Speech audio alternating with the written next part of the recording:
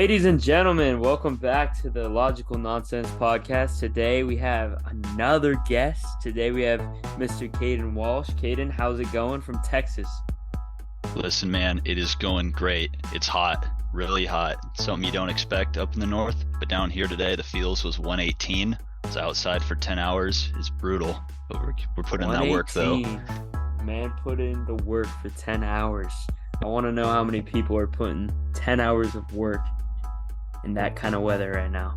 That's what I want to know. But today, we're doing over-unders. Cade's come with some research. He's telling me he's got a little Excel spreadsheet over there. I'm excited. We're excited. So yeah, we're gonna kick off alphabetical order by city. So we'll start with Arizona Cardinals. The Cardinals are at 4.5 wins. Cade, let's hear what you got for the Cards. And this is an absolutely brutal line for someone to start out with. 4.5 is such a bad line, but they're blowing it up. Quarterback's injured. Kyler Murray's coming off that torn ACL. It's hard to pick an under here, but they didn't really have that well of a free agency, a decent draft, new head coach. I still think they're going to go under. I think they're going to be 3 or 4 wins. It's tough to say, but I know they're rebuilding. Yeah, so I had to look into this because I was wondering the same thing. Like a couple years ago, they went. I remember they were what, like 8-0, 8-0 start or something like that. And now we're talking about a 4.5 over underline, which is just crazy. Something to note though, their schedule, and something I would like to note throughout this. So they're how the NFL works. I know you know this, Cade, probably, but just for our viewers who don't. So the way the NFL works is they have interconference games, and then, you play your division, and then you have a 17th game. So the NFC West this year plays the NFC East, the AFC North, and then their conference, of course. And then they'll play a team from the AFC South. The Cards, I don't see them beating anyone in the NFC East. I could see them possibly taking maybe a game in the NFC North, maybe. And then when it comes to NFC West, the only teams division games are tough because you always think, they always go back and forth. So I'm sure they'll win 3, maybe 2 or 3 games within their division. If they're lucky, if they have a good season. So with that being said, I'll take the over, but the reason I'm taking the over is because I think they'll get right at that 5 mark. No, that is very fair. I could see them beating Washington week 1. Washington's had quarterback issues. They're kind of rebuilding too, so they might be able to steal one there. But then, you got Giants, Cowboys, Niners, Bengals. Those are all really tough. No, maybe exactly. it's tough. The Rams, they can split. I see them splitting with the Rams because Rams are also in rebuild. But besides that, just don't really see them putting out that much. Kyler Murray, they might just rest him for a long period of time. Yeah, we'll see. I think this is definitely a rebuilding year for them. Which is weird, like I said, just because not too long ago they were in the talks of going deep in the playoffs. So really weird. But they did get rid of D-Hop. They lost JJ Watt. I think the biggest concern with that Cardinals team is just their defense. I was looking at their depth chart today, and like besides Buda Baker, there are very few names I recognize at all on that team, on their defense. So all right. We got a lot of teams to go through, so I'm going to try to rapid fire this as fast as I can, but also go into detail as well. So moving on into the Atlanta Falcons, 8.5. Cade, what you got? So the Falcons, this team is one that I really looked into. I think they had a pretty good free agency, pretty good draft. They got Robinson in their draft. They got some O-linemen. I really like their pickups. They got a good backup quarterback in Heineke. Ritter should hopefully play better this year. 8.5 is still kind of high though for me. I But agree they with are in that. the South. The South is going to be a winnable division. The I Bucks aren't agree. going to be good. The Panthers have a new quarterback. The Saints will be decent. So 8.5 is an interesting number. They went 7-10 last year. I think they're going to get 8 wins this year, but I still have them as the under. Okay, interesting. So I agree. I really did like their pickups. They improved their defense tremendously, especially from last year. I believe picking up guys like Jeff Okuda. I believe was Calais Campbell on their team last year. Yes. Okay. Um, Bud Dupree, was he Yeah. on their team? Yeah, I don't know. Yeah. Anyways, they picked up some good guys. I also like Bijan Robinson with along with that Tyler, I can't pronounce his last name. And then it looks like they're gonna have some sort of running offense, which for the first year, if you look historically, like with Baltimore Ravens as well as this Eagles. yeah, Eagles to They yeah, definitely do. Eagles. So I would say that first year that those teams kind of try to implement that, a lot of teams have to adjust. So I could see them doing well. They're in the AFC or NFC South, which is not a very strong division, especially when you have teams like the Bucks who are going into their first year with Baker Mayfield, a team with the Saints, Derek Carr, and then you have Carolina Panthers with Bryce Young, who's also young. So a lot of new quarterbacks. Like pretty much every team, for the most part, is starting something new. So, like you said, it's up for grabs. I'll take the over, but again, another team where I'm like, if I'm taking the over, it's going to be 9. I don't see much more than that. But and the other teams that they'll be playing, just for the schedule wise, NFC North, AFC South, and then the AFC or one team from the AFC East. So NFC North and AFC South is where you'd be looking there. Any more comments on the Falcons? Yeah. One thing to note on the Falcons, their first 8 weeks of their schedule, if they can go out and win 6 of these games, 5 of these games, I think they can put together a good season. You got Carolina with the new quarterback, Green Bay with the new quarterback, Yep, Jacksonville is always shaky to start the year. The Texans, the Commanders, Tampa Bay, like those are all winnable games for the Falcons. exactly. It's just if they can put it together is Yep, the big question. yep, definitely. All right, moving on into Baltimore Ravens. I'll start this time. The line is at 10.5 wins. I'm a Ravens hater. I don't know why. I'm sure yeah, you listen to my podcast, I'm assuming. Yes, sir. Every So episode. you heard about my takes on Lamar. I'm not a huge fan, if I'm being honest. I don't know. The whole I just feel like he sat longer than like what he really felt like was needed. I just felt like he wanted a paycheck, that kind of thing. He hasn't really proven it to me. Now this may be the year they prove it. But looking at their schedule, AFC North plays the AFC South, the NFC West, and then one team from the NFC North. The AFC North, I feel like unpredictable division this year. Just because there have been certain teams like the Browns who have picked up some guys, as well as the Steelers always have a good defense, and I feel like you can't ever like fully write off the Steelers. So I don't really know what to expect in their division play, but I'm taking the under. I'm just not a I don't have faith in Lamar. No, I know what you're saying. I feel this too. This is one I went back and forth on. They went 10-7 last year, but they were dealing with injuries, obviously, which Yep. is the one thing that always kills the Ravens. They're always injury ridiculed. Their quarterbacks, the running backs, just because they're so run heavy. Their defense is like flies to the ball, but I think they're going to win 10 games this year. So I will have them also at the under by 1 game. I think Lamar signed that big contract, like get your bag, but also you're taking away a lot of contract money for a bunch of weapons that you can get to build your team. And I think something to note too here is like is Odell Beckham, Zay Flowers, and who's their third receiver? They got Nelson Aguilar Rashad too, as well, and so he's an interesting Rashad pickup. Bateman. Yep. Rashad Bateman. So I mean, like, is that enough of a receiving core. I mean, I Uh, know Lamar's not necessarily a passing quarterback, but I don't know. We'll see. I think, like you said, injuries have ridiculed them, and we'll see what they can do if they can stay healthy. They've got good linebackers, man. Patrick Queen mhm. and Roquan Smith. I mean, god dang. So we both take the under on that. Kate has not taken it Yep. over. Let it be known. Mhm, Uh, mhm. Buffalo Bills 10.5.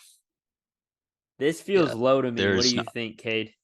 I was about to say this is pretty disrespectful to the Bills, in my opinion. I don't remember the last time they won less than 11 games in a season with having Josh Allen. I think 12 would be a more like 12 and a half would be more of a line where you go back and forth, but I think they win at least 12 again. They won 13 last year. They didn't lose too much. I know they lost Singletary, Tremaine Edwards, Isaiah McKenzie, but I mean, it's hard to stop them when Josh Allen's going. Yeah. No, I mean, it definitely seems disrespectful. I think the biggest thing that people that Vegas is probably looking at is how much tougher that division got. With the Jets picking up Aaron Rodgers and now looking like a contender to possibly take the division. I don't think they will.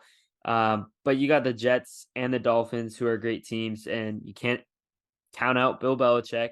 So I think the thought there is probably just that there's going to be a lot of back and forth in that division.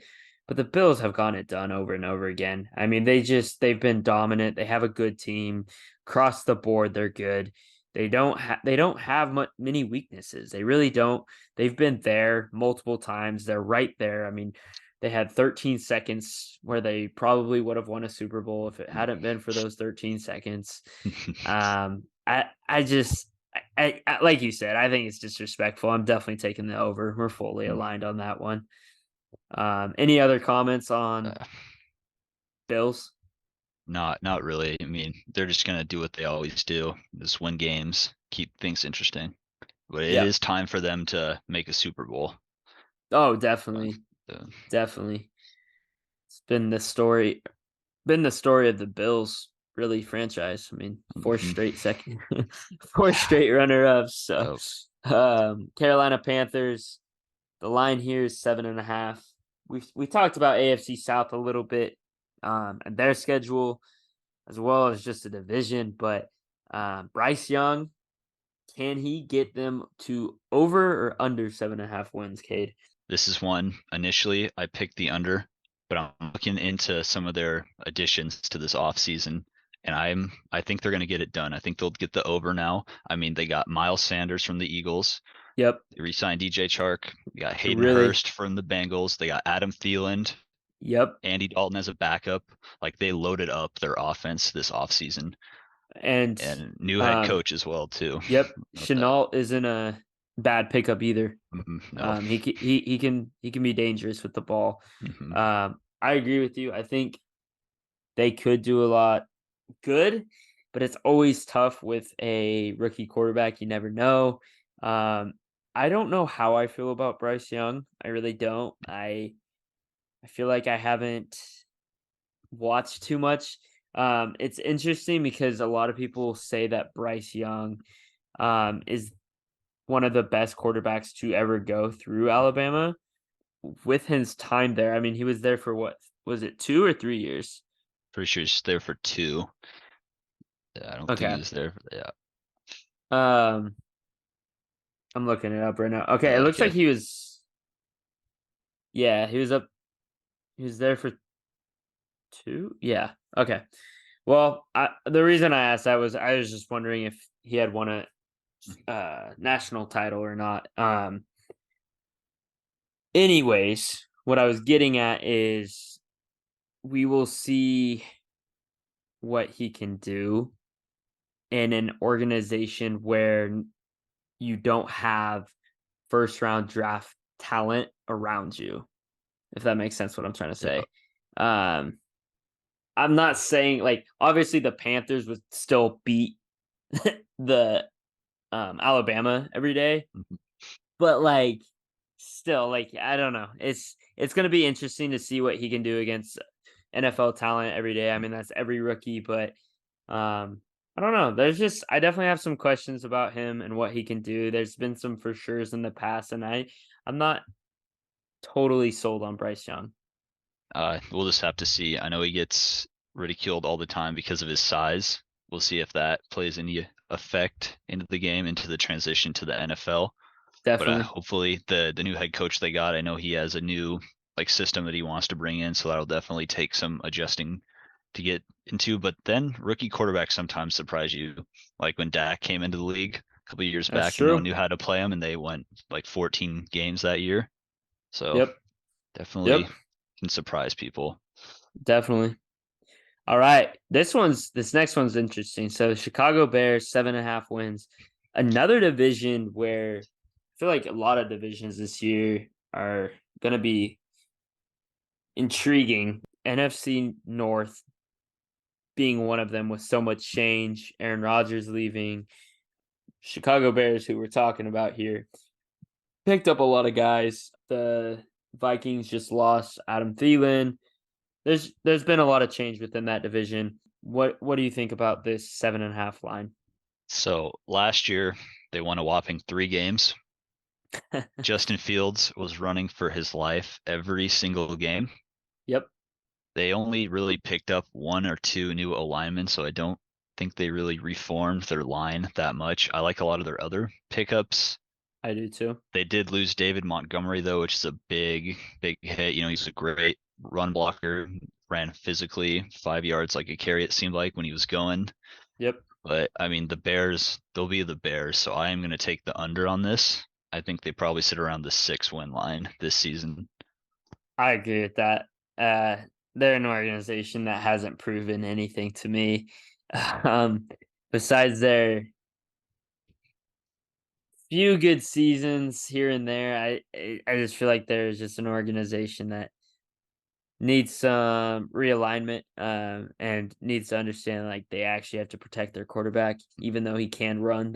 He doesn't like you shouldn't want him to run away from defenders all the time when he's trying to pass the ball. So, um, but yeah, I think the under here is definitely where I would go. All right, AFC jumping back into the AFC North, Cincinnati Bengals, 11.5. Take it away. See, this one is interesting because the Bengals, they always seem to struggle to start the year trying to figure things out, and then they catch fire right towards the end. They'll go Good out, point. they'll beat the Chiefs, they'll take a game against the Bills. They're very competitive against good teams, but they're also a team that can get beat by bad teams. I agree. They lost Jesse Bates, lost Eli Apple, which might be a good thing for them. He tends to get torched a lot. Will also make good plays. I know he gets memed a lot, but I Yeah. mean, I think the AFC there's a lot of high end talent, and I think for the Bengals, I'm going to take the under, but I think I'm going to have them at 11 wins for this season. So they'll still be around the line. I just don't think they'll continue to do as good. Yeah, I think this is an example of a team where I could see having kind of a quote unquote down year in terms of regular season play, but I could easily see them sneaking their way into playoffs and making a deep run, especially since they've been there before. They went to the Super Bowl 2 years ago and they're in that conference championship game last year, I believe. If I'm not mistaken, right? Is that Yep. right? I mean, I, I think I'm in agreement with the under. I think 11.5 is just a little high. Looking at who they play this year, it looks like they'll play the AFC South, which they should beat most of those teams, but I could also see them getting upset by some of those teams. Like you said, they seem to be upset prone a little bit, which is weird because I also feel like they upset a lot of the good teams as well. So it's kind of a catch 22, but they also play the NFC West and, of course, their Uh, division rivals. So we will see. Both on agreements there. Moving on to the Browns, also in the AFC North. 9.5 win total. Looking at the Browns, they picked up some guys in the offseason, including Elijah Moore, Marquise Goodwin. Any other notables that you have? They have Zadarius Smith, edge Oh, that's rusher. right. Yeah, big pickup Yep, there. big pickup. Uh, Especially pairing him with Miles Garrett. That's gonna be yeah. it's gonna be good. But yeah, what are your thoughts on the Browns? So I think their defense definitely is going to take a step up this year with some of those pickups. However, they lost Kareem Hunt, which takes a lot of their run game away. I know he started the year last year really good and then kind of gave in to the Nick Chubb system.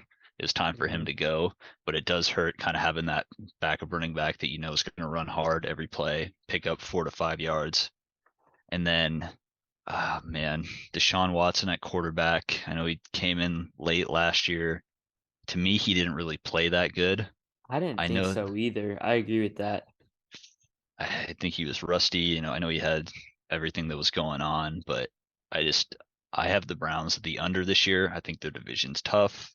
I just don't think they got that much better. So they were 7-10 last year. I think they probably sit around close to the same this year.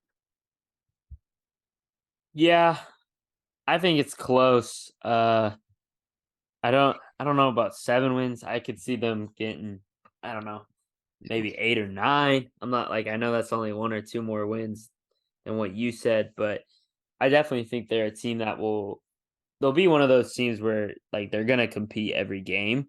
I just don't know if they have like what it takes to like be one of those championship teams and be able to finish games like that. Cause like you said, I don't know, Deshaun just didn't look like himself.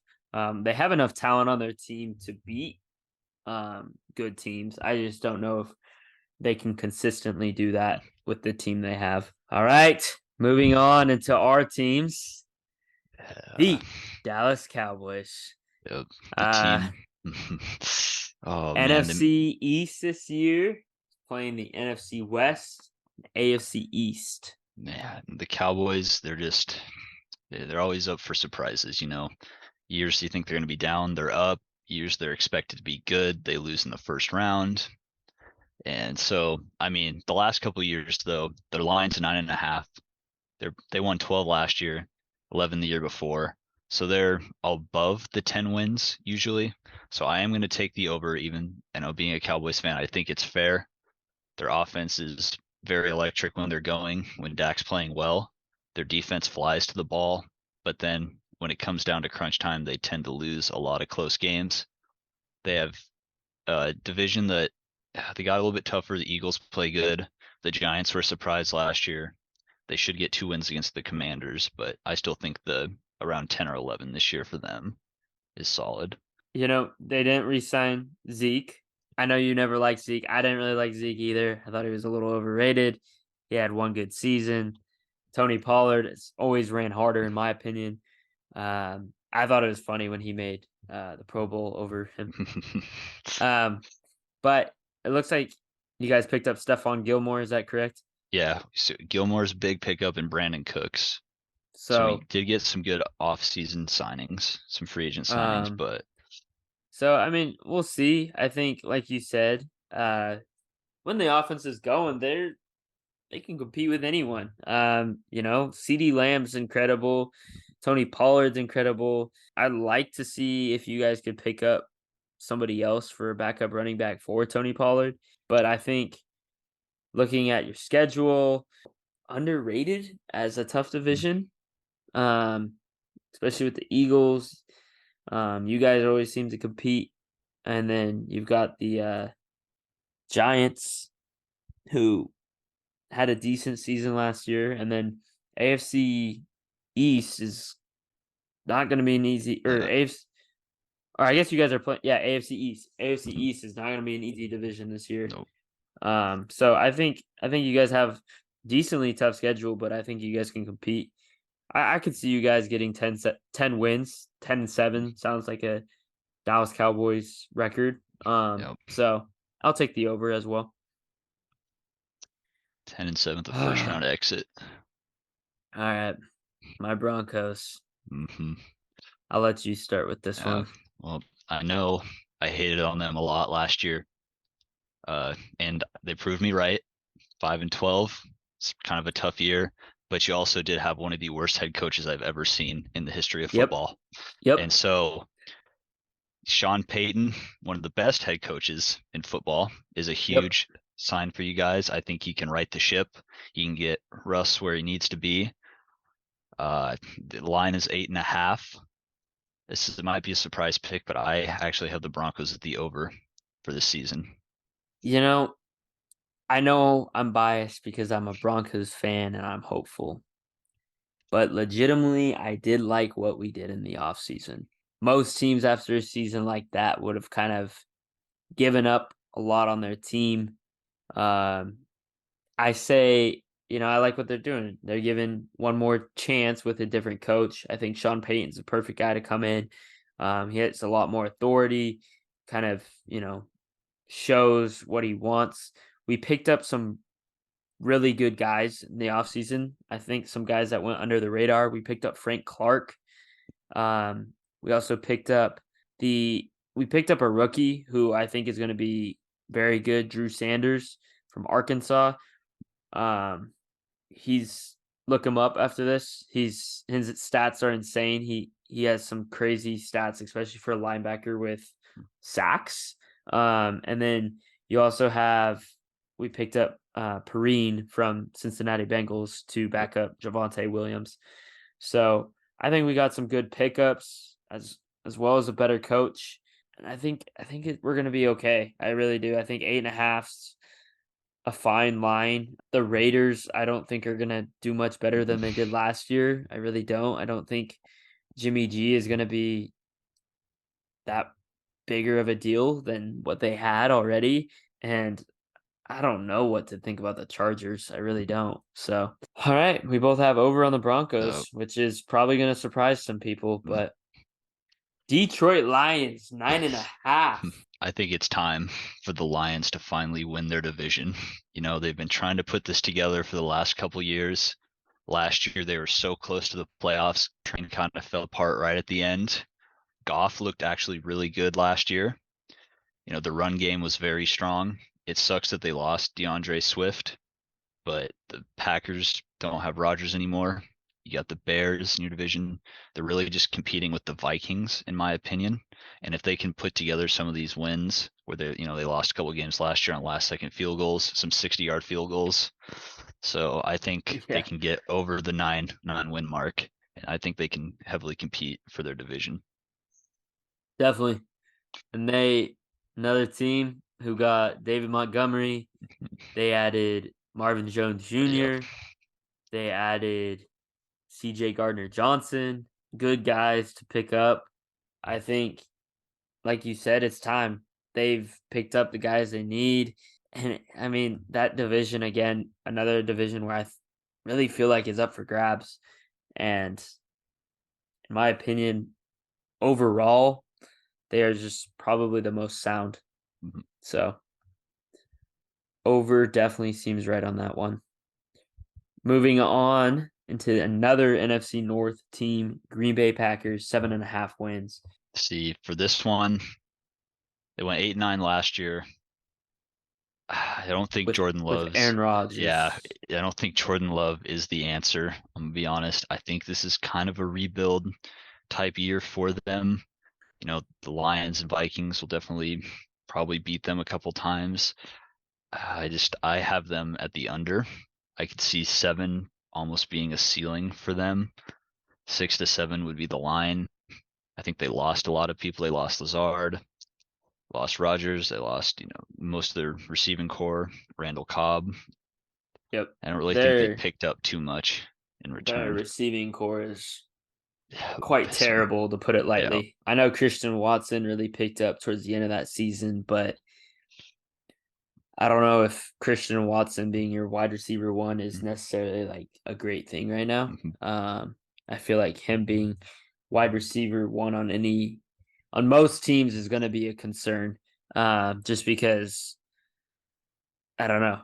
There are a lot better receivers than Christian Yep. Watson, a lot better receivers who are put at the wide receiver two spot that are better than Christian Watson. So Jordan Love and that receiving core is just not going to get it done. Definitely taking the under on this one. All right.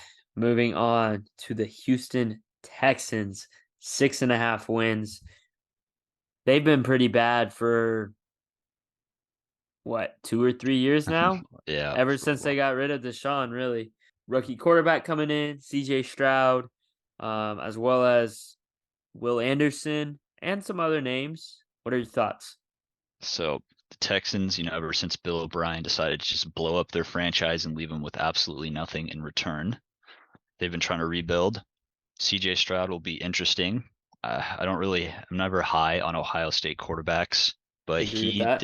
he did look pretty good. But I mean, the transition to the NFL is something that's always questionable.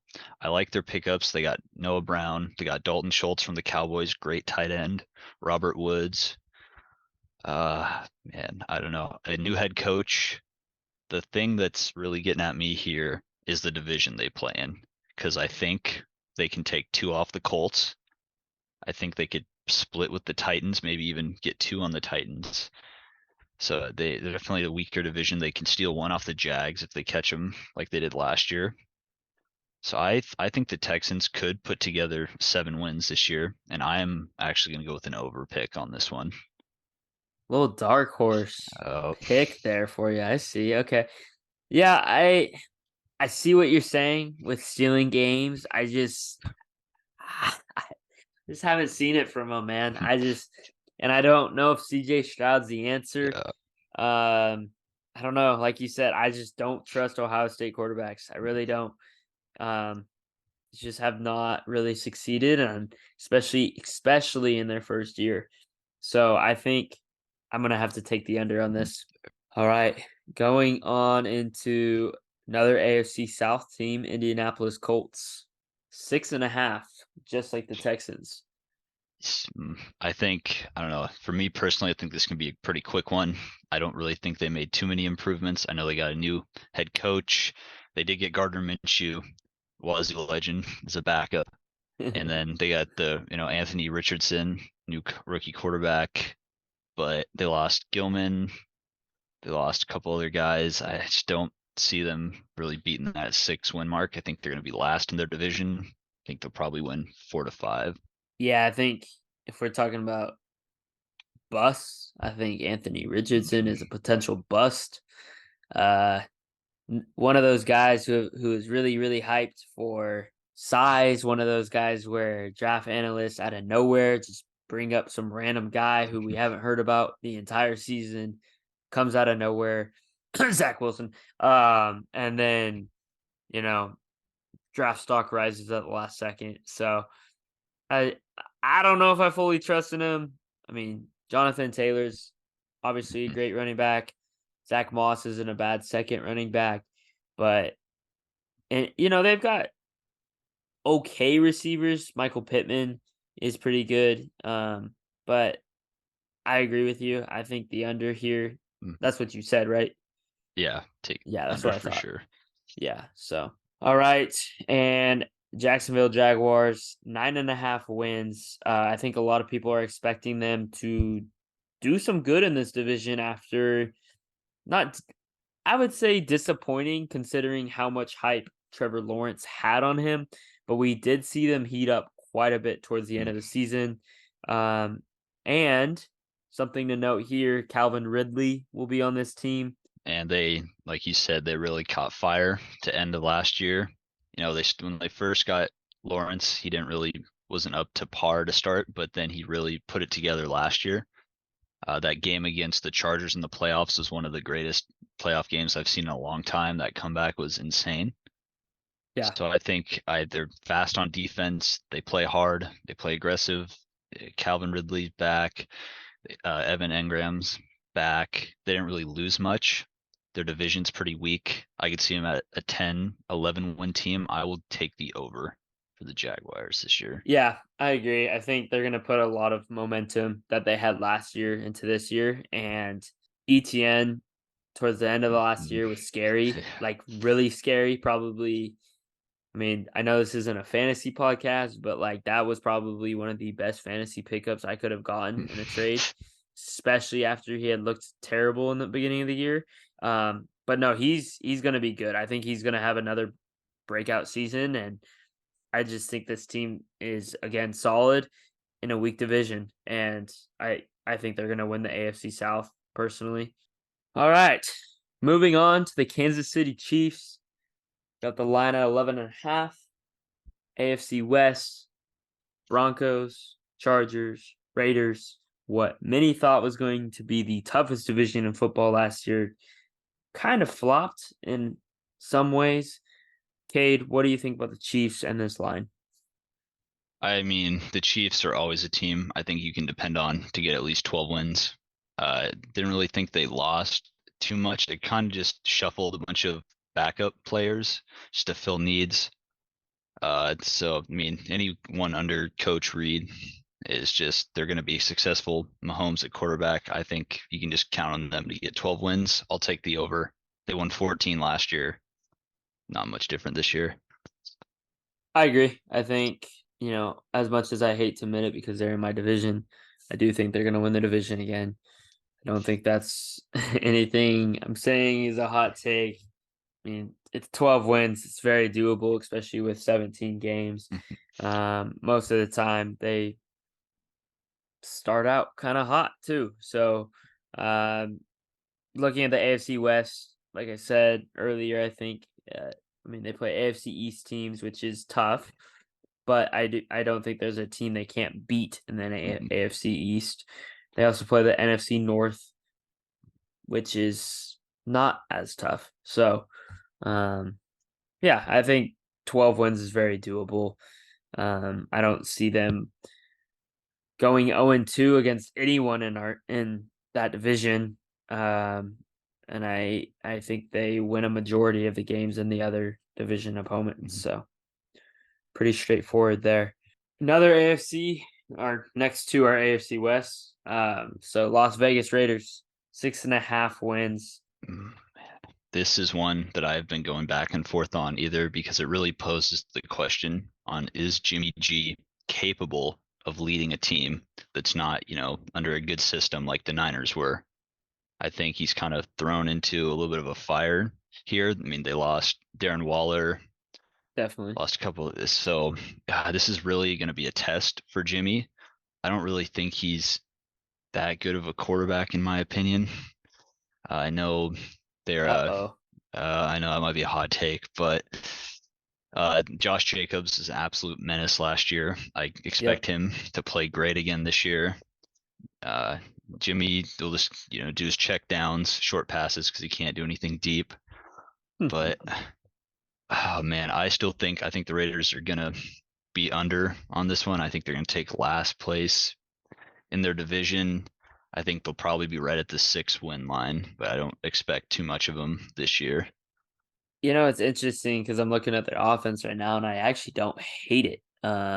They've got good names: Devontae Adams, Josh Jacobs, Austin Hooper, Jacoby Myers, Hunter Renfro. It's not bad offense. You can actually do quite a bit with it, Mhm. but it's their defense besides Chandler Jones and Max Crosby where I start to question things a little bit. Bilal Nichols isn't bad, but I don't know. I just like that secondary isn't the greatest in my opinion. And so it's just a question of Um, can their defense be good enough? Can Jimmy G, like you said, mhm. do the job, especially in a system? I'm not quite sure who their head coach is right now. Is it Josh McDaniels still? Yeah, pretty Oh sure it yeah, still no. is. I don't. Yep, no, I'm taking the under. Yeah, I Definitely the just. under. I've been in that system before as a fan, and he's a good offensive coordinator. He's not a good coach. Mm, Plain and simple. mhm. You've seen the story before. So, all Yeah, right, moving on to the last team in the AFC West, and I believe our first time finishing up an entire division. I could be wrong on that, but I think it's our first time finishing an entire division. Los Angeles Chargers. Chargers to me are interesting because even though they do have a bunch of young pieces, it almost feels like their window's closing in a way. Yeah, They're always injury prone, which has really killed them the last couple seasons. Herbert, he gets hit a lot as a quarterback. He takes a lot of sacks, a lot of hurries, a lot of hits. Played through bruised ribs, like cracked ribs last year.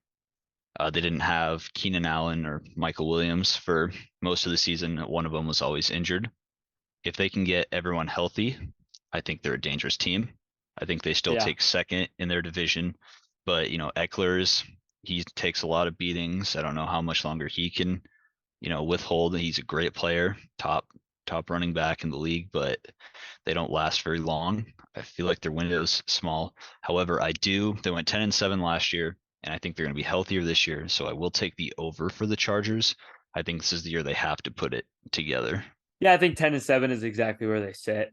I think I mean, 10-7 just seems like a Chargers season.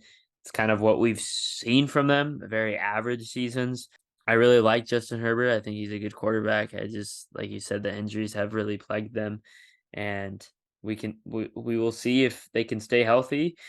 And if so, I like you said, I think they have one of the best offenses if they can stay healthy. So, all right, moving on into the other LA team, moving back to the NFC West.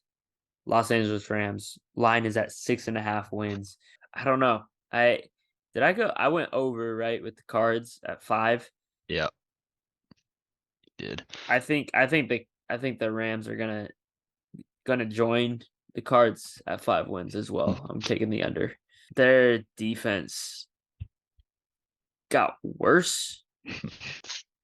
Granted, they had a lot of injuries last year. We'll see. I think it does depend a lot on injuries, but I don't know. Defense is something I always look to for sure. So, what are your thoughts? Mhm. For me, the Rams kind of just dumped whatever talent they had left. It seems like you lost Jalen Ramsey to the Dolphins. You lost Bobby Wagner. You lost Allen Yep. Robinson. I, the head coach McVay, Super Bowl a couple of years ago, didn't seem like he was interested. Last year, a lot of rumors saying he was gonna, leave at the end of last year. I don't really know if he's in it. I just don't see the Rams winning more than 5 games this year. I think they're a rebuild. I think they're competing for the number one overall pick. Just don't Yeah. don't see him doing much. I will take the under. Yeah, I think the Cards and the Rams might be fighting for the number 1 pick, to be honest. So, which is interesting because again, another division not too long ago we were talking about toughest in the NFL.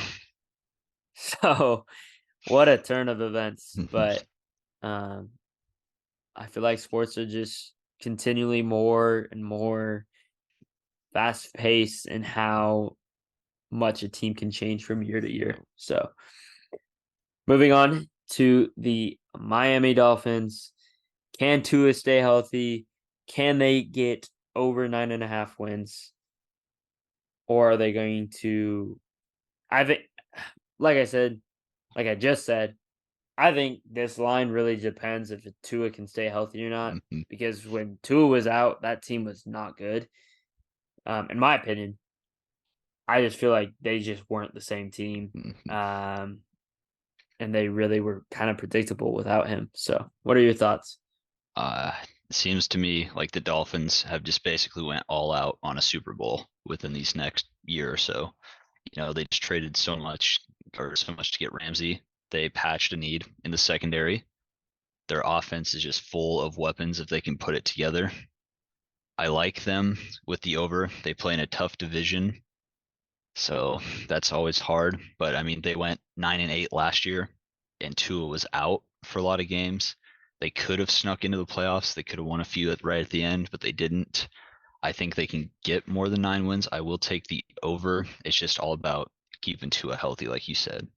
Yeah, and for that reason, I just don't think he can stay healthy. He's just gotten too many concussions, and now it's almost too easy for him to get concussions. And Mike White is not going to win you more than 9.5 games. So I am taking the under with the Miami Dolphins. Moving on to Captain Kirk's Vikings. What are your thoughts? Get this man his chains. No, Get him I'm his by chains. what I'm saying is last year they went 13-4. Kirk had a great season. The Vikings, they were clicking during the regular season. But when they lost ugly. So it did Yeah. kind of show the vulnerability. Like the Cowboys went in and beat them by like 40. I think the Lions got them right at the end. But so I think the line at 8.5 is pretty low for them. I mean, I Yeah. know they lost. I know they lost Adam Thielen. I know they lost Zadarius Smith. They lost Patrick Peterson, but I just Yeah, don't see those losses throwing them from a 13-win team down to an 8.5-win team. I yeah. still will take the over. I think Packers and Bears are winnable games. Their schedule's not all that tough. I think they can sit around 10 wins this year. I think I think the other notable loss they had here too was Dalvin Cook. I mean that he was a big part of their offense. But I still think within their division, I think they are fighting for that first best team in the NFC North. I would probably put them at the second best division or second best now, with the losses. But I do think they're going to get over 8.5 wins for sure. I think they have too much talent with Justin Jefferson and TJ Hawkinson. And Alexander Madison isn't terrible. I mean, we've seen him do some things, especially when Dalvin Cook was hurt. So I think they'll be fine. They still got some good names on defense, Danielle Hunter, um, Harrison Smith. So I think they'll be fine. They also, I think, got Byron Murphy. So they'll be fine. Honestly, I think 8.5 is very, very doable for them. All right, big Pats. What can Bill Belichick do? 7.5 wins is the line. See, this is also one of those where I don't know where to go. Mac is he's kind of just average. He's just out there. He's a little Uh, unpredictable too. yeah, some games he looks incredible. Some games Belichick doesn't let him do anything. Yeah. It's interesting. They got Juju, they got Gasecki, they got James Robinson, so they had some good pickups this offseason. I know they lost Jacoby Myers, but he throws the ball to the other team, so that might not be the biggest loss to them. But they went 8-9 last year. I want to say they get 8 wins again, but someone's telling me they're going to go under the 7.5 line this year. Yeah, I've got them under as well. Their biggest reason being just that the AFC is pretty tough this year, legitimately. You have, well, it could be really tough. If Tua stays healthy, which I know I just said I don't think he will, but if he does, I think that's probably one of the toughest divisions in football. Just you have three teams who could all legitimately, with the talent they have on their team, compete to go deep in the playoffs. So I'm gonna take the under on that one. Moving on into the New Orleans Saints, back down to the NFC South Mhm. at 9.5 wins. Um, First off, let me just ask you this: what do you think about the Derek Carr move? No, I think it's very interesting. I think Derek Carr got too much hate for his stint with the Raiders personally. I think it's a good opportunity for him to go out and prove himself. Yeah, I absolutely think it's a better pickup than they could have gotten. And so I'm a fan of it personally. yeah. I mean, I have mixed feelings on it. I like Derek Carr.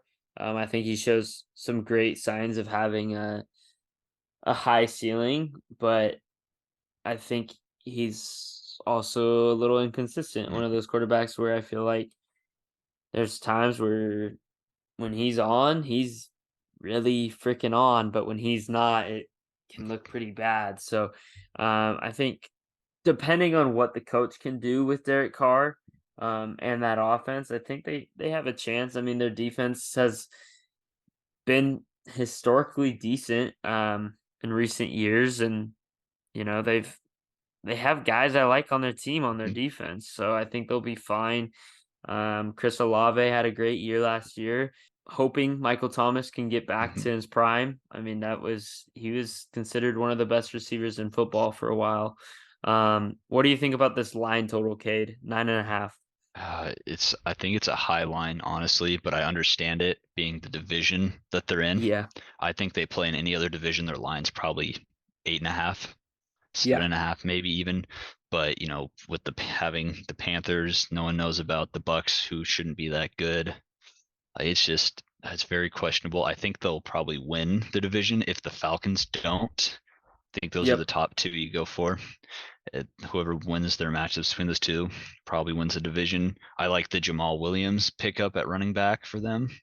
I Yeah, think definitely. If the Saints can push the ball, I think that's when Derek Carr is his best. But Yeah, if they're not, if they're an offense that's gonna, sit back and do checkdowns, that's when Derek Carr is most prone to interceptions. yeah. Uh, this is They went 7-10 last year. I think they probably will get 9 wins this year. So I'm gonna take the under barely for them, but I will take the under. You and I are on the exact same page there. I'm also gonna do under at 9. I think, as you mentioned, they're probably gonna win the division if the Falcons don't. But I still just I don't see them being a double digit winning team. Um, there's too many holes in their team, in my opinion, especially I just don't know about their coach, man. And I think coaches are a very underrated thing in football. All right, moving on to the New York Giants, 7.5 wins. Thoughts on the Giants?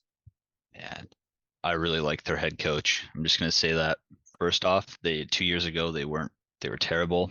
Last year they ended up going 9-7, making the playoffs, and then they beat the Vikings, if I'm not mistaken, in the first round of the playoffs.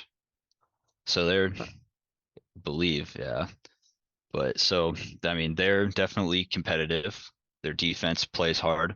Daniel Jones actually played really good last year, in my opinion. Yeah, I say Saquon towards the end of the year really stepped up, put it like kind of looked like his old self. I know they've added weapons. I think the Giants, I will take the over. At one point last year, the whole NFC East was all four of them were in the playoff picture, like top four. So I think the Giants will continue to be competitive this year. yeah. No, I think if Giants can figure out what's going on with Saquon in terms of their deal. I think they'll be fine. He was very good for them last year. Um, and like you said, I like their coach. Their coach has done a lot with that team.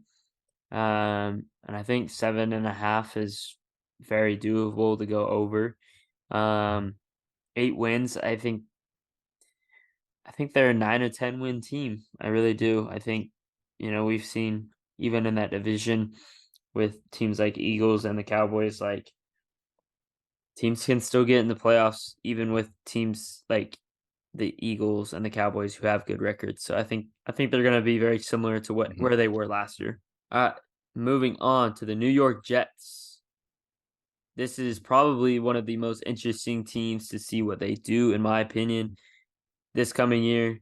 They had kind of a I wouldn't like kind of a hot start. Then Zach Wilson really sucked.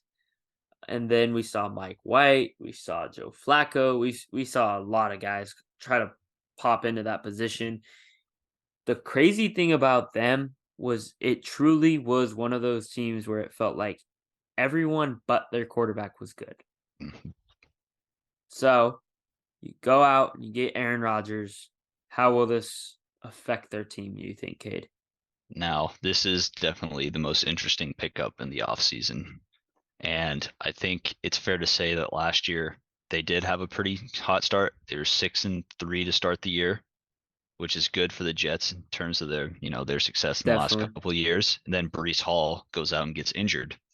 Well, Yep. once he gets injured, the wheels fall off the train. They lose their last 6 or 7 in a row to end the year. They were in playoff contention, and when you lose your running back like that, and your quarterbacks have to make plays they're not capable of making, it's just tough. But the crazy thing was, as bad as Zach Wilson played, their defense kept them in every single game last year. Exactly. So No, now, and that's yeah. uh, now you add Rodgers to it, who can manage games.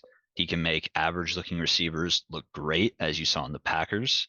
He brought a couple guys with him in Lazard and Cobb.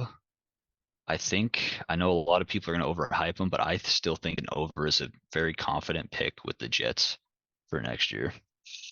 Yeah, I agree. I think or not the Packers, sorry. The Jets are too good of a team, especially on paper, to not put them over this 9.5 win.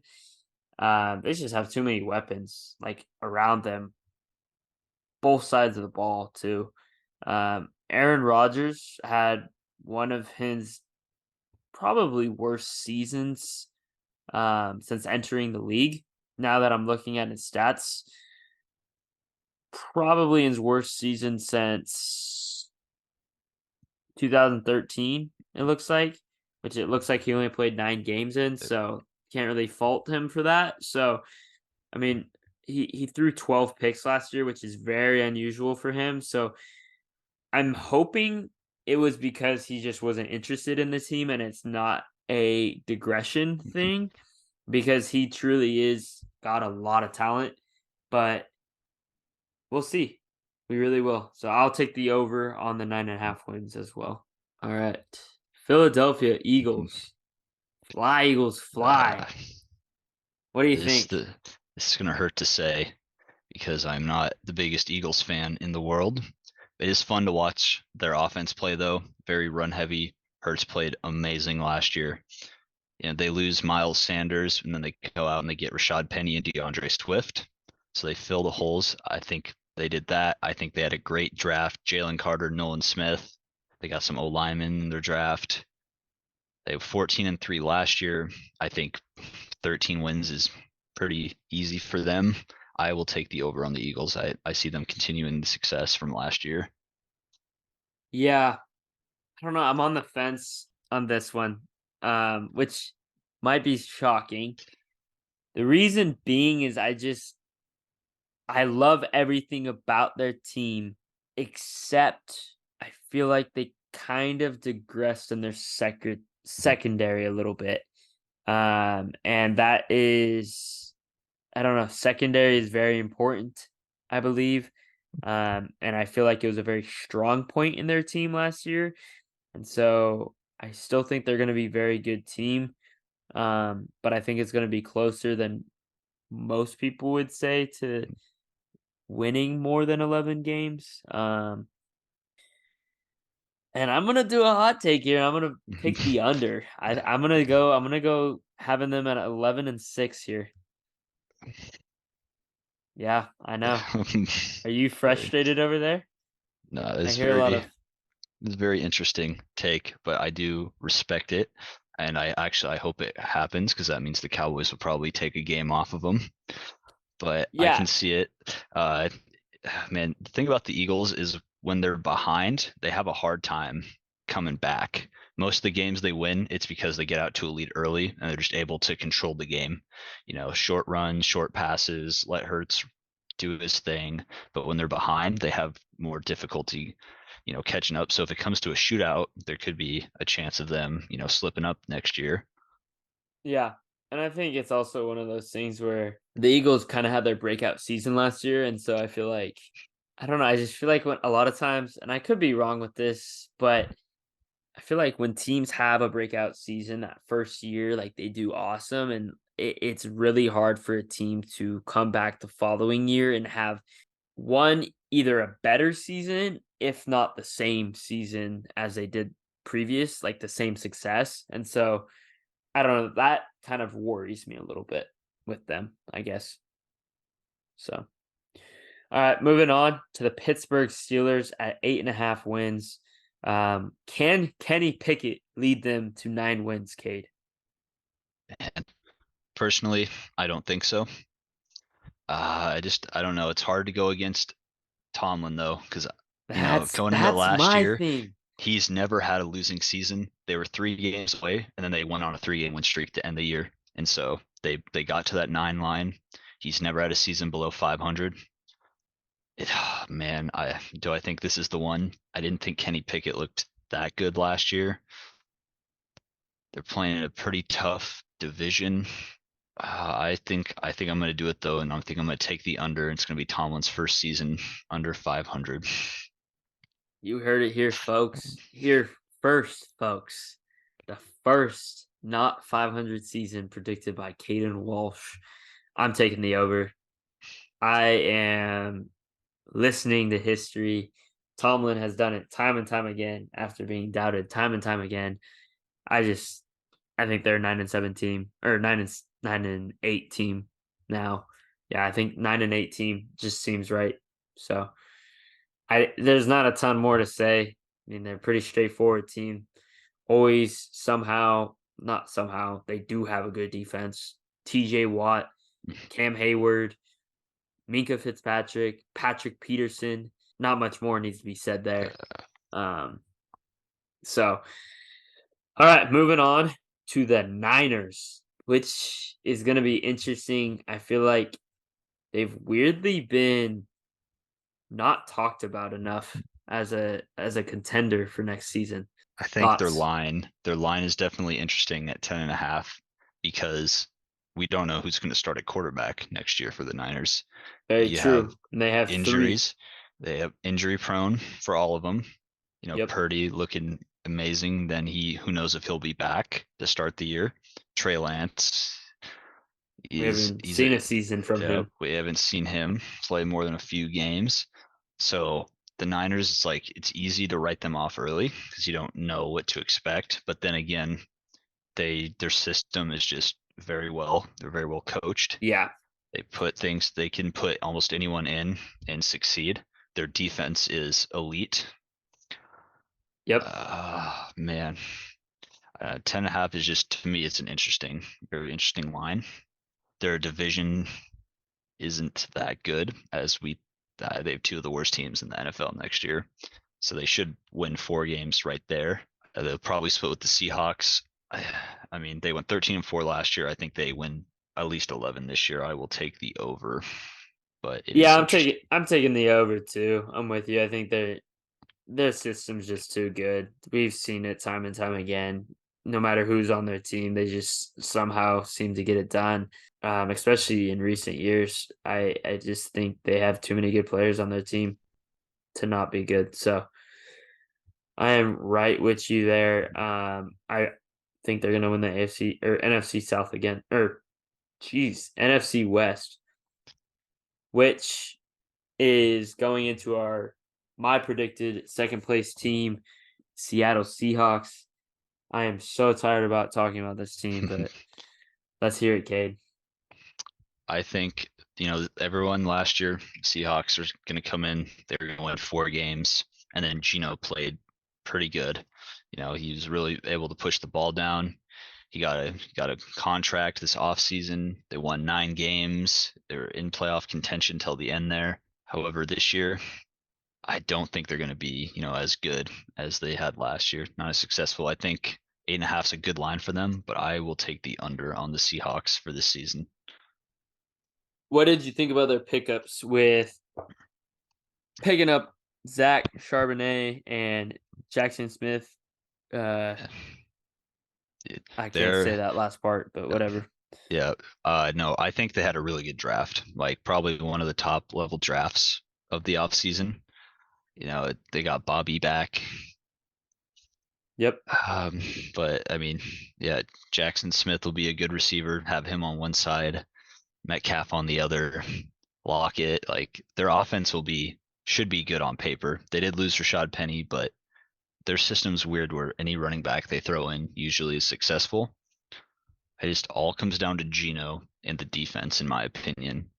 Yep. And I don't know if they can win shootouts. I think they'll win some games because their division, like we said, is weak. But outside their division, I don't know how successful they're going to be. I still think I'm going to go with the under for the Seahawks this year. Okay. Okay. I respect it. I have them at 9-8. I Yeah. think they're gonna be just over. I think they're gonna be right at that 9 or 8 win line, in my opinion. So moving on to the Bucks, 6.5 wins. Baker Mayfield at QB. Interesting team because Tom Brady's gone, Yeah. Leonard Fournette's gone, Yep.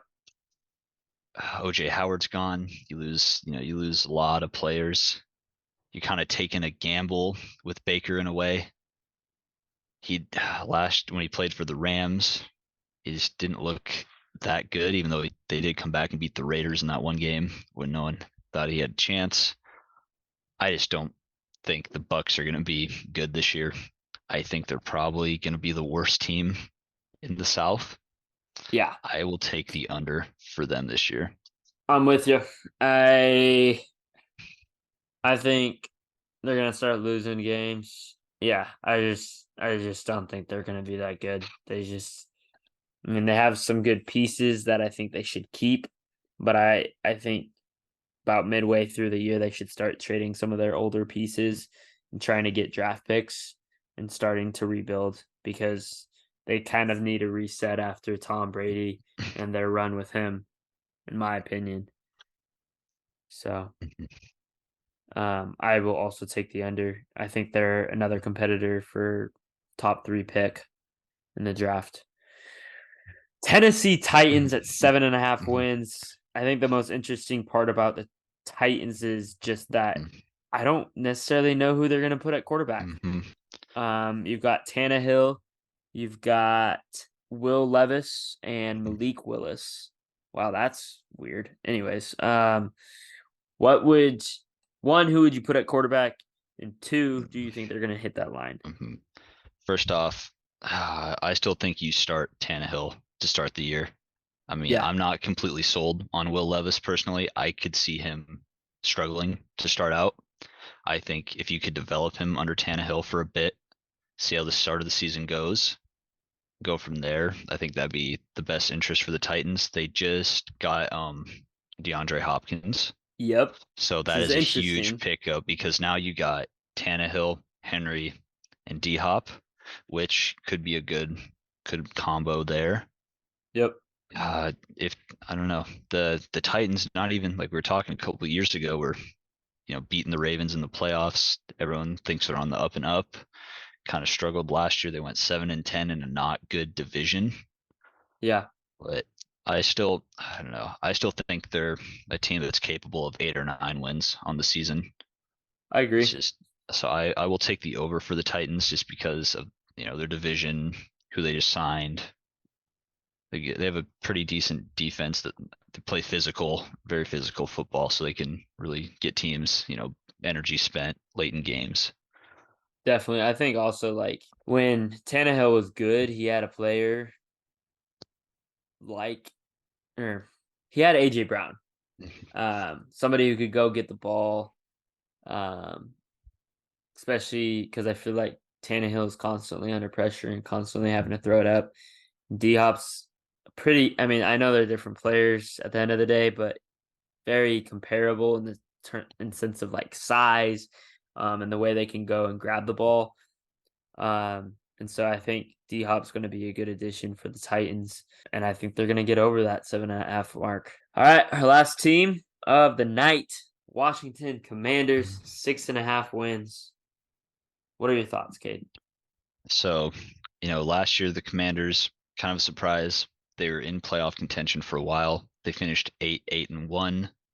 Heineke, in my opinion, looked pretty good, and then they benched him, which I thought was undeserved. Thought he was playing pretty well. And now there's a question of who will their starting quarterback be. They just got Jacoby Brissett, who I don't mind, but then there's also talks about Sam Howell, who looked okay last year. I know there was some interesting takes on him before, What are you but referring to, Caden?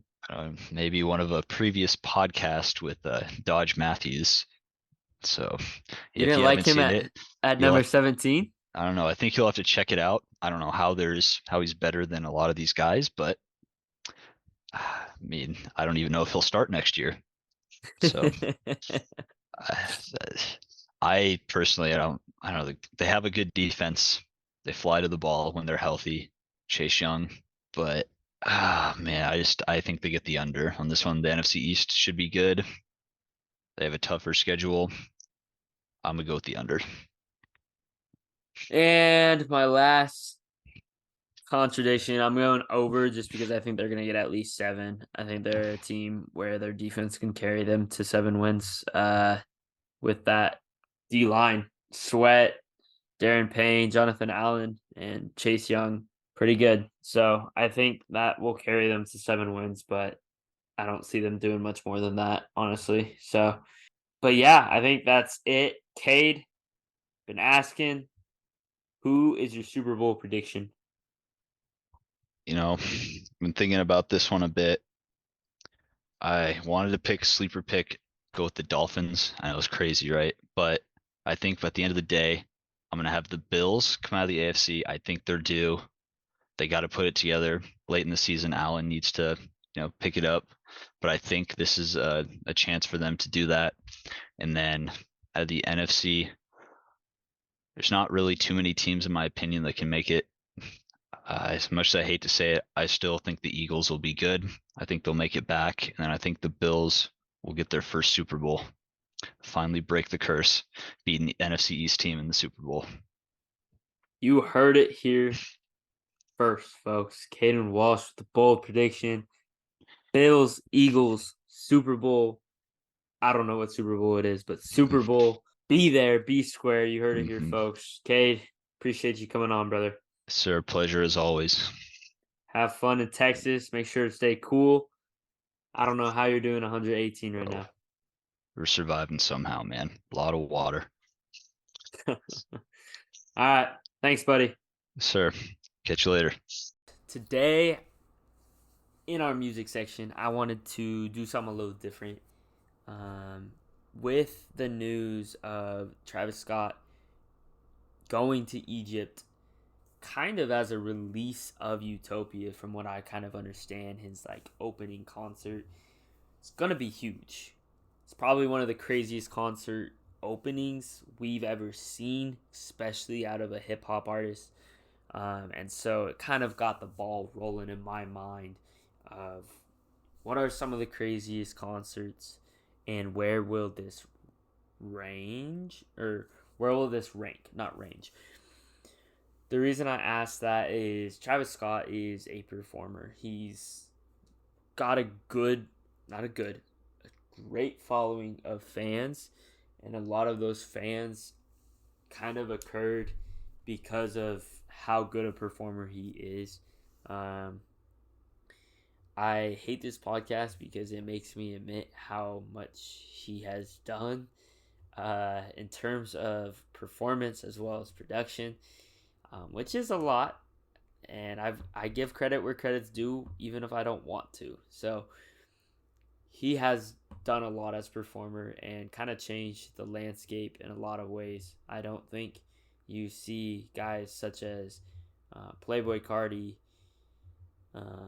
maybe even Little Uzi Vert, be as successful on stage if they don't see the aesthetic that Travis Scott brings on stage. But there has been some hiccups with his performance, most notably the tragic stuff that happened at one of his rages. I think that always comes to mind with his performances, and I also think it's kind of a ballsy move considering that that has happened in the past. Egypt, while it's very cool he is performing at the pyramids, Egypt is not necessarily like the most safe place. I'm not trying to get super political, but Middle Eastern countries in general, or just in that area, not even the Middle East, just in that area, really like Americans. And so I think it is interesting because I do think there are going to be some loyal fans who will want to come over to Travis Scott concert in front of the pyramids, just because, one, it's crazy that he's performing a concert over there. It's kind of a once in a lifetime thing, especially in front of the pyramids. Like, no one's really done something like that before. Like, the craziest performances I found here, in terms of venues, Kanye West did one in Armenia for free, in front of Swan Lake. There was a band who did it at the Democratic National Convention. Johnny Cash performed at Folsom Prison. G. Michael Jar performed in Moscow, Russia, which is pretty insane. Copacabana Beach, Jorge Ben Jor or I don't know. I don't know who that is, so I'm sorry if I'm pronouncing your name wrong. So there's been some crazy concerts in terms of venue, but I don't think the pyramids gets much crazier. So it's gonna be. I mean, it's gonna be really interesting, just because, again, we haven't seen it before, and especially with the experience that Travis Scott brings, the aesthetic, we've never seen something like that, and it also kind of poses a question like, are we going to see stuff like this more in the future? Are we going to see people like in hip hop want to perform in front of cool venues like that? Maybe, instead of the pyramids, maybe it's, I don't know. I feel like with sets, the different sets that artists have, people may want to find historical monuments that kind of match that. So I feel like Utopia and the pyramids somehow make sense together, just because it's like this perfect building within, and it kind of builds this really interesting atmosphere, and kind of starts off his tour on an insane note. I think it'd be cool if he can kind of kickstart something in the hip hop industry where we see performers start to do this more often. I think venue, while it's cool that concerts are often shot in like famous gardens, famous stadiums, that kind of thing. It could also be really cool to do a lot more outdoor things. We've seen festivals, but what if there's a concert in front of the Statue of Liberty? What if there's a concert on a boat? What if there's like there's so many different ideas, and I think what he's doing is extremely, one, creative, and two, kind of opens the eyes to other entertainers to see what they can do in terms of not only venues but also kind of matching their venues back to what their album is and what they want it to be. um, yeah, just very, very interesting what he's doing. I think it's gonna be cool to see what comes out of it for sure. And for our last part of today, for the sneaker releases, we have the Air Max 1 Chili and the Clear Jade. The Chili is releasing to Thursday, and the Air Max 1 Clear Jade on Friday. Also on Saturday, the UNC Toe, probably one of the bigger drops of the year for the Air Jordan 1 highs, is going to be dropping. Um, we will also see a new colorway in the Nyjah 3s in pink foam. New Balance is dropping 3 colorways of the 1906R in the Volt, the Pack White, and the Pack Black colorways. The Air Max 90 Brown Terracottas are going to be dropping on Saturday. And then Nike Women's Air Max 95 Disco Purple, the as well as the new Hirachi Runner in the black brown, which I'm not a huge fan of. It's got a very weird colorway to it. Um, but while we're on the topic of sneakers, something I want to talk about is how I think sneakers could possibly kind of make a comeback. Um, what I mean by comeback is, for a while, I feel like the value of sneakers, especially hyped up sneakers, was very high, especially from the mid to late 2010s. And they've kind of dropped off, not at COVID, but like I would say shortly after COVID, once the economy kind of started going a little more poor.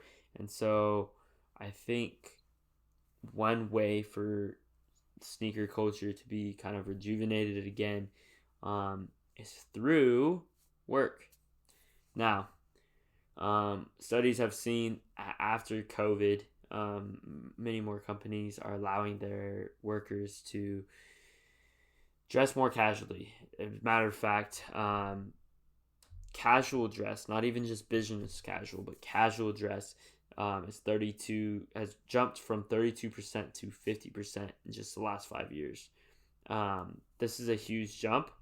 And so I feel like that trend is going to continue to go up. I know a lot of companies are also moving more towards business casual and even redefining what business casual means. And so I feel like this is a great opportunity for many people to purchase accessories such as shoes to kind of express themselves, and great opportunity for the sneaker market to kind of market to these kind of individuals, especially as the hype culture. So I would say a lot of Gen Z um, people are starting to enter the workforce, finding ways to market to them so that way as they enter the workforce, they can purchase shoes that they can represent themselves but are also professional enough to wear at work.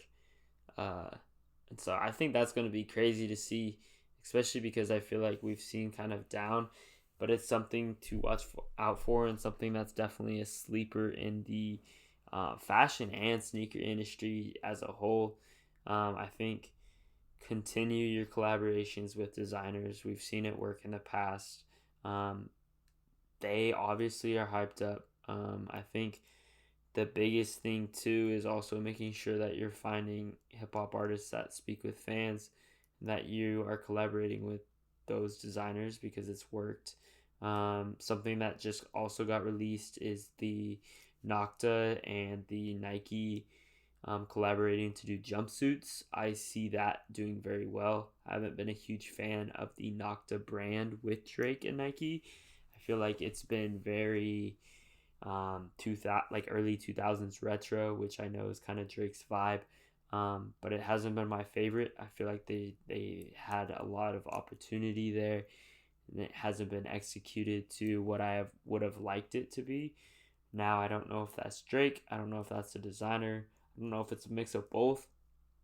But I feel like with how big of a name Drake is, that line could and should be doing a lot better than what it is. We've seen with Kanye, we've seen with Travis Scott. Hip hop artists can do pretty well, and I feel like his stuff is not even close to what Travis Scott and what Kanye West and what Pharrell Williams all did with their collaborations within ordinary brands like Nike and Adidas. I would like to see this tech fleece really take off because I feel like it would be something that could take off Nocta and their brand. Um, and it's also something cool. I think a lot of times what has made Travis Scott and Kanye West and Pharrell Williams so successful is that their stuff is very wearable.